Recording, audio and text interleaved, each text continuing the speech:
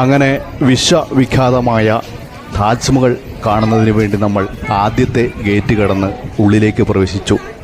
ഉള്ളിലേക്ക് പ്രവേശിച്ചപ്പോൾ കാണുന്ന ആദ്യ കാഴ്ചകൾ ഇതാണ്. ഇരുവശത്തുമായി നെടുനീളത്തിൽ കാണുന്ന രണ്ട് നീളൻ കെട്ടിടങ്ങൾ. മുഗൾ രീതിയിൽ പണി കഴിപ്പിച്ച ആ കെട്ടിടങ്ങൾക്കുള്ളിൽ ആ കാലത്ത് ജീവിച്ചിരുന്ന പ്രമുഖരായ ആളുകളുടെ മൃതദേഹങ്ങളാണ് അടക്കം ചെയ്തിരിക്കുന്നത്. അപ്പോൾ ആ പ്രദേശവും കടന്ന് വീണ്ടും നമ്മൾ മുമ്പോട്ട് പോവുകയാണ്. അതിഗംഭീരമായ രീതിയിൽ സ്ഥലമെല്ലാം ഒരുക്കി വച്ചിരിക്കുന്ന കാഴ്ച. ധാരാളം സന്ദർശകർ താജ്മഹൽ കാണുന്നതിന് വേണ്ടി അങ്ങോട്ട് പോകുന്നു. കണ്ട് കഴിഞ്ഞവർ തിരിച്ച് മടങ്ങുന്ന കാഴ്ച. ദൂരെ ആ കാണുന്ന വലിയൊരു പടിപ്പുര. താജ്മഹലിൻ്റെ അടുത്തേക്ക് പോകുമ്പോൾ നമ്മൾ കടക്കേണ്ട ഒരു പടിപ്പുരയാണ്.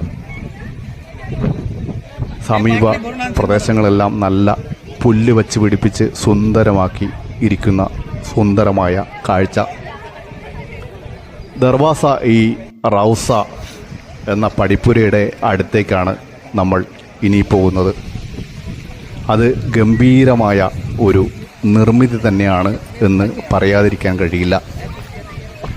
താജ്മഹൽ പണിതുകൊണ്ടിരിക്കെ തന്നെ ആ സമയത്ത് തന്നെ പണി പൂർത്തീകരിച്ച ഒരു നിർമ്മിതിയാണ് ഈ താജ്മഹലിനോടൊപ്പം തന്നെ ഗംഭീരമായ ഈ പടിപ്പുര.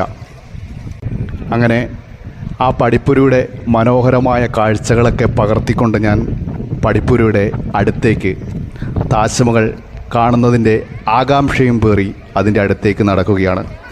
ധാരാളം ആളുകൾ ഫോട്ടോ എടുക്കുന്നു. നൂറുകണക്കിന് ഫോട്ടോയാണ് താജ്മഹലിൻ്റെ പരിസരത്തിൻ്റെയുമായൊക്കെ ജനങ്ങൾ എടുത്തു കൂട്ടുന്നത്. അങ്ങനെ നമ്മൾ ദർവാസ ഈ റൗസ എന്ന ഈ മനോഹരമായ നിർമ്മിതിയുടെ അടുത്തേക്കാണ് എത്തിച്ചേർന്നിരിക്കുന്നത്.